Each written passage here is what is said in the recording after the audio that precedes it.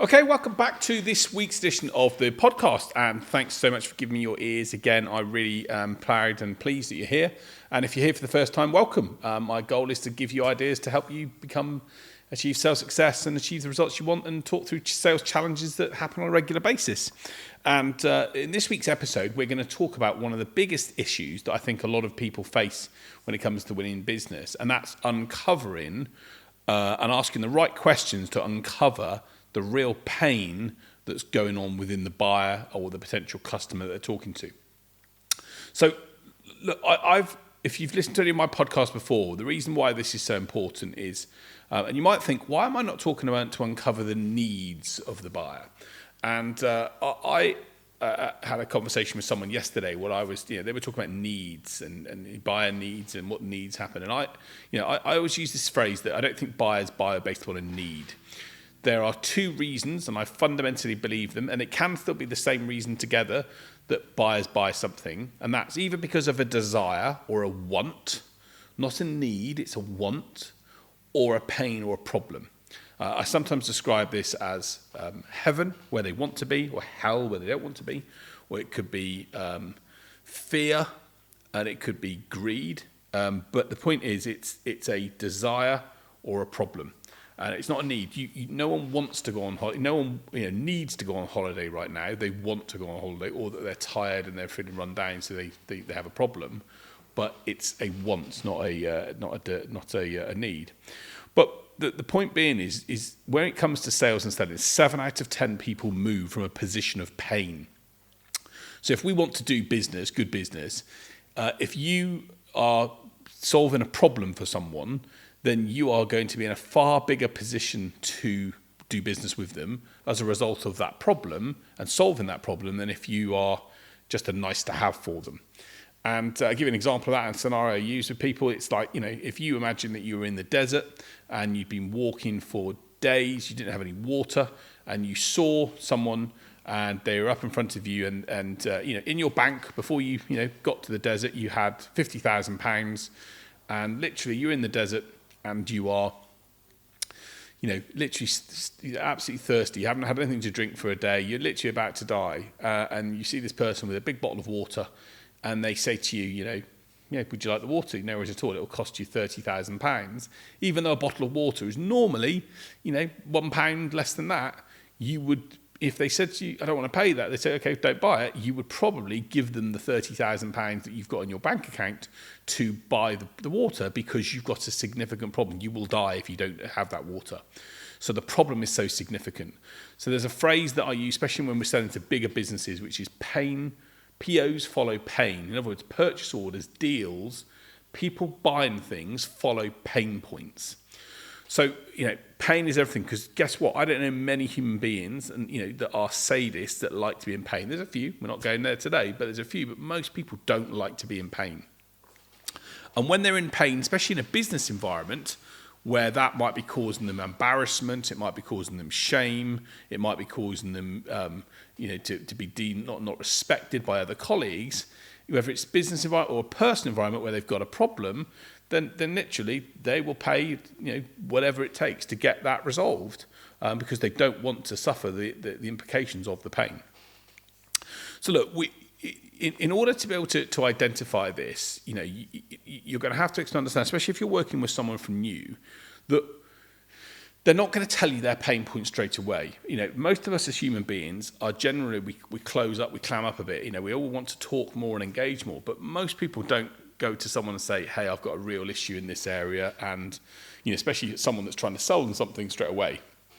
So the question is, when you're in sales situations, how can you uncover a certain amount of pain? How can you find out what's causing pain for a buyer and asking them, and to the extent the extent of the pain? Because again, using another analogy, if I had toothache and I had a pain in my tooth, is the pain quite significant, or is it just a nagging pain which I can get on with, or is it literally causing me pain every single moment of every day?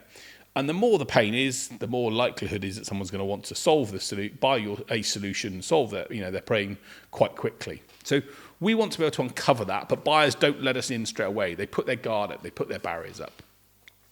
So what are sort of 5 questions that you can ask in order to be able to break down this barrier and overcome get to where they want to be? And the first thing I encourage people to do is to try and this is at the start of a conversation with someone you're working with, especially new, there used to be this concept that you could go in and asking discovery questions to buyers was a great way to find out where they're at. Oh, hi, how are you dealing with this issue? The challenge around that is buyers now have wisened up, and senior buyers specifically don't want to give their time away just to tell someone a problem that they think the salesperson should know. So one of the best ways to overcome that is for a salesperson to start off a conversation with. So I might start off a conversation with people and say, and I might know that the challenges that they're facing are they're not converting enough leads, they're not bringing enough business in, and they're wasting time. So I might have a conversation with someone and say, look, the organizations that I'm working with at the moment are facing some key challenges in converting leads, making sure they're not wasting time, and finding new business opportunities to work with. How are you guys overcoming these specific type of challenges for an organization like you? So what that does, and the reason we'd ask that question at the end of how are you guys overcoming these challenges, and give them 2 or 3 challenges which other organizations have found, is because what that does is it builds a bit of credibility and trust straight away that you've worked with other people that have got those challenges. But what it also enables you to do is to circle in on which one of those challenges, hopefully one of them is right, that resonates most. So what you might get in a conversation back is, we're not finding a challenge in this and this area, but we are facing a challenge in converting more leads at the moment. So the fact that person is saying, we're okay with points 1 and 3, but point number 2, no, that's a problem for us, gives me the in that I would require as a salesperson to then go, okay, now I know what's driving their thought process and agenda. It's basically down to me to then probe and dig into the conversation with the other person to find out more.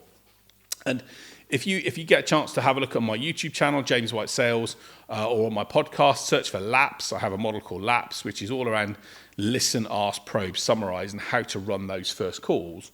But the key thing for me is once you have identified what the challenge is that person's engaging with, you can then dig in further. By the way, if what you've identified as the 3 challenges you've mentioned are not something they're particularly focused on, then have a backup list of 2 or 3 others. So it may well be, if they're not facing a challenge of generating leads and finally converting leads and winning new business or saving time, you might say, interesting. So I'm also hearing from other people that X and Y are a problem. How are you finding those? And if all of those 5 problems are wrong, or that they don't resonate with the person you're talking to, then I think you've probably got to go back and do a bit more research as to the challenges and issues of your audience. Most of the time, people will say, yeah, well, that is proving a challenge for us, or we are concerned about that, in which case you can then start to focus in. So the next question I'd ask, once I've understood that that person's hopefully come back and said, we're not suffering from this and this issue, but that one there is a challenge for us, or we are looking to solve this, or we do have a problem there. What I might then say to someone would be a question such as, so what's going on in your business that's driving that particular problem to be such a challenge for you? So what I'm looking to do there is honing in on that issue. What's going on specifically in your business that's making that particular issue a challenge for you, an issue for you. And what that person will then do is they'll then dig into what's going on. They'll start to share more about, their team's doing this and they've got this issue, but the impact, this is causing this and this is causing this. So what they'll do is when you ask open questions, like a what question like that, what's going on in your company that's making this a challenge, or that's making this a real issue for you, what you're going to do is they're going to hopefully open up and start to share more information. And again, they might share some different points back and forth, but the core goal for us then is just to keep on probing. So another question that I might then ask if someone then says this information to me, and I'm sorry to hear that this has been an issue there, Darren. What's the impact for the business of not solving this? So the reason that's really important is because I talk about pain, but pain is one thing, but it's the impact of the pain that's really critical often to getting businesses to change things. Because, for example, if we take that water example that I mentioned at the start, what's the impact of you not getting any water? Well, I'm going to die. Well, in which case, then doesn't it make sense to buy the water? The point being is if you ask the question of what's the impact of not solving that pain or that issue, and they then start to share, well, it means that we're not going to do this or we're not going to do that, you're going to start to get into more and more of the depth, more layers beneath the onion. There's more information they're going to open up that's going to help you uncover the implications of that pain itself. And buyers, our job when we're in sales is to solve buyer problems, to help bring solutions, to bring together, to remove challenges for them. And the other key thing when it comes to solving challenges is when you are become known as a problem solver and you bring those things together, they'll tell other people about it because they've got pain. I have this issue, so and so help me solve it. So once you've understood what's the impact of not solving this, the other thing you also might want to then do as a question is find out where that fits in their wider business scheme, or where they're in their wider business area. So, for example, another question that I might then ask to someone would be, the impact. What's the metric or what's the business goal or key issue, or what's the business key strategic plan objective that's going to suffer as a result of this issue? In other words, especially if you're dealing with bigger companies, there might be a corporate objective. There might be a plan that's been given to a board by an organisation that is, as a result of not solving this issue, is going to suffer, which is going to cause more embarrassment, which they're going to want to avoid. So a great question to then use is, what business metric or what metric is going to suffer as a result of this particular problem? Because what you're also then doing by asking that question is you're trying to find out where in the priority list does it fit. It may well be that it doesn't affect some of those bigger corporate objectives that they've got, which is why it's a pain they want to resolve, but is it going to be top of their list to do? Maybe not. So by asking a question of what metric or what business objective is going to suffer as a result of this issue, you're going to hopefully be able to find out how it's affecting a lot of what they're doing day to day, which is hopefully then going to mean that you're going to be able to understand if it's making an impact on their ability to make board decisions or ability to go into a new market or to launch a new product. That could be a massive issue, which means they're going to want to get it resolved. So once we've done that, there's two other things then that I think you need to be able to do, and then I'm going to give you a bonus question at the end that you can use to identify the pain. The fourth question to this is to be open about priorities. So Reed Hastings, who was the chief executive of Netflix, or is the chief executive of Netflix, had this great quote. He said, "The job of an executive is to know what fires to leave burn." And I thought that was a really interesting quote when you think about it, because what he's basically saying is when you're in business or in life, you've got a series of different challenges and problems. We juggle different plates. And what he's saying is, and he was saying it, which is right, is good experienced executives are able to juggle 4 or 5 things, and they know that some are more important than others. And when you've got plates that are spinning, if you ever watch the plate spinners, there's one that's just about to fall to the ground, and they go and spin that and solve that problem before it falls and crashes to the ground. So what we've got to be able to do, a buyer might have pain. It might be, causing an impact for them and impacting the organisation. But if there are 4 or 5 other problems that exist above that list, they're going to focus on them first. So a simple question you can ask to a buyer in that situation is, you mentioned this problem. Where in your priority list does this problem sit? Or what's the longer term implications, and damage to you and the company if you don't get this resolved in the next 3 months, for example? So, but preferably, where in this, a simple question, where in your priority list does this problem sit? And that's a really simple way to be able to ask someone where it fits in their world. And if they say this is at the top of the list, then listen out for the phrases and the language that they're giving you. Because if someone's saying this is at the top of the list, wow, okay, so what's making this one so important compared to others? Well, because of this, that they'll go and tell you more. But the idea being is if they say, well, it's one of 2 or 3 issues we've got to resolve right now, and where does it fit alongside those issues? The point being is because you may do the business with them, but they're probably, as an executive or a business owner or whatever, going to want to solve that issue first and foremost. And ultimately, as humans, we only focus on 2 or 3 things at a time, and we can't focus on everything. And it may well be that business happens, but it may not straight away. So ask the question, where in your priority list does this problem fit?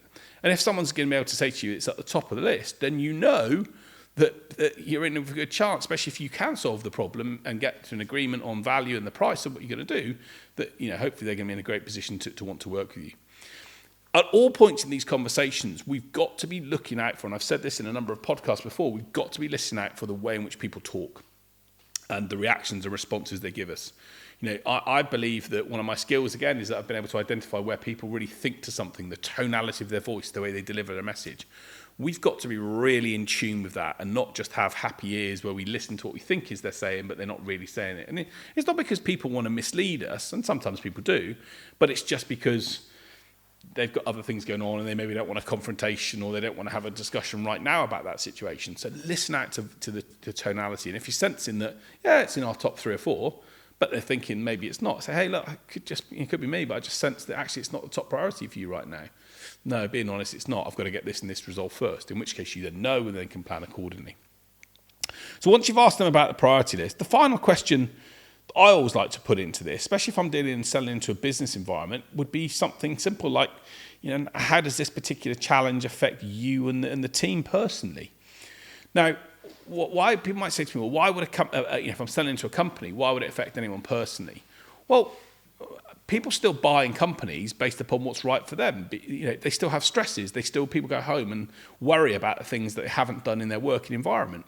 So if you've got a particular person that's got a job, a focused task to do, or a manager or a leader that's got a commitment they've given to a board or a commitment they've given to another organisation, and they're not delivering on that, then actually they're going to take that home with them. It's going to affect their family life. It's going to make them potentially feel frustrated, and that affects them personally. And being able to ask that question, how is this going to particularly affect challenge affect you personally? Can then make them open up to what they're really looking to do to how it's affecting them. And it's going to open up more doors, which is going to hopefully make them tell you that this is, it's causing a lot of frustration, it's a lot of pressure. I'm having to, to deal with this at the moment out of hours or whatever else. Okay, and that's going to be something that's going to affect their life. Which, if it's key and on top of their priority list and a big pain point, they're going to want it resolved, right? No one wants to go home stressed every night. They want to get these things resolved. So look, these are the 4 or 5 questions that you can ask to identify a buyer's pain points.